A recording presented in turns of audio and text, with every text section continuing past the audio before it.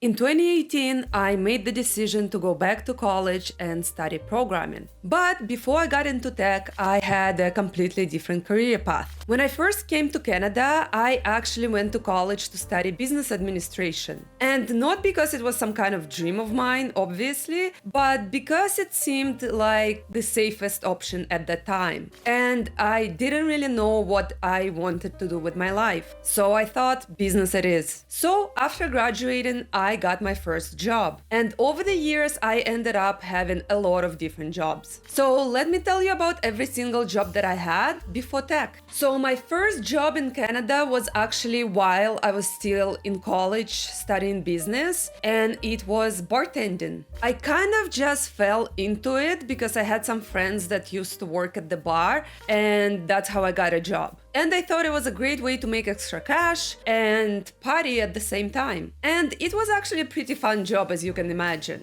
But I was really bad at it. Like, bartending is an actual skill that I didn't have. But I was working on the very small bars in Toronto, so skill of being a bartender didn't really matter. And the only reason I was hired because I was pretty and I was good at making people drunk. I was like, oh my God, how about you buy shots for everybody? It was a very interesting time in my life. Then after I graduated, I didn't need to bartend anymore. So I went out looking for a job that actually fit my business degree. And that job was in finance. And to be more specific, it was car financing. I was working for a small finance company and I was basically like a finance broker. We would receive applications for car loans from different people, then we would evaluate them and find the person the perfect loan. I did that for about a year and a half. Then I moved on to my next job, which was in retail management. And fun fact, I actually didn't have any retail experience at all, as you can see. But I applied anyways. And they actually invited me for an interview because the job required something like 5 to 7 years of retail experience before you can move on into a management position. So they asked me your typical questions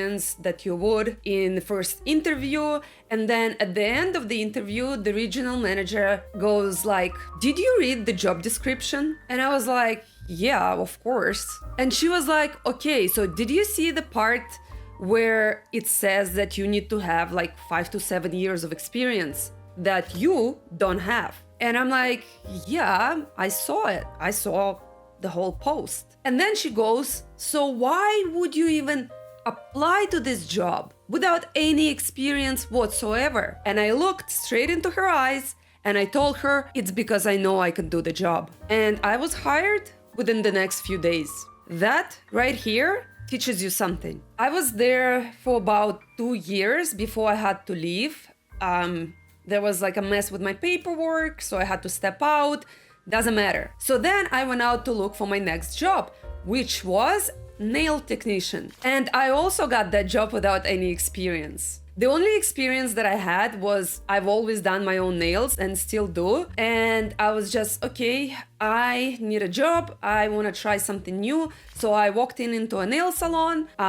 I told them that I don't have experience, but I can do my own nails. I do nails for my friends. And I showed them what I can do, and they hired me. I actually really liked that job. And while I was working at somebody's nail salon, I was thinking that I can probably make this into my own business. And I was actually in the process of creating a business plan for me to open my own salon or maybe rent something at first. But unfortunately, my body didn't agree with that. I developed a horrible sinus issues from that job, from all the chemicals that you have to surround yourself with. To this day, I still have problems with my sinuses. Like, no way I could do that job full time, working every single day in that environment. So I moved on to my next job. But I continued working in that nail salon throughout the years, part-time of course. When I went back to college to study programming, I actually called the owner of the salon and I asked her if I could come work weekends. And I would work weekends and I would work during summers.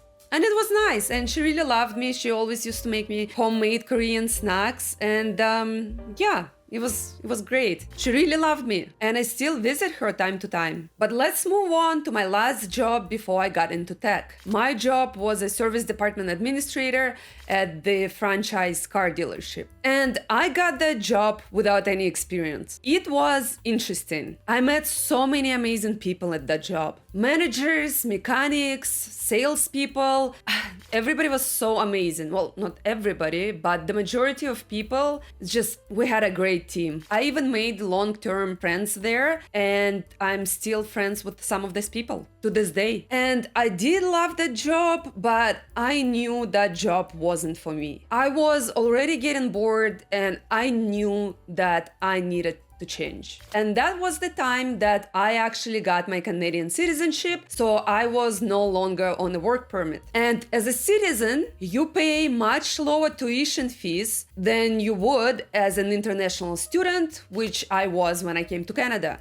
So I thought, it's now or never. I made the decision to leave and go back to college. And I made that decision right before my service department manager actually sat with me, and he told me that he wants me to take his place. So I told him, nope, can't do. I told him that I'm planning to go back to college. So I turned that opportunity down, along with a very juicy paycheck. And it was one of the best decisions that I've ever made. And here I am. I'm so happy that I made that decision because it was very tempting, because I left a lot of money on the table and had to get a student loan. Yeah, it was a hard decision, but like I said, I'm happy I made it. And now I work as a software engineer and I make content about tech, and I am so happy about where I am in my life right now. And this wouldn't be possible if I accepted that job and stayed as a manager, and I wouldn't be where I am today. So this is your sign to make that hard decision. And that's it. That's my very diverse resume. I had different jobs in different industries, and I'm so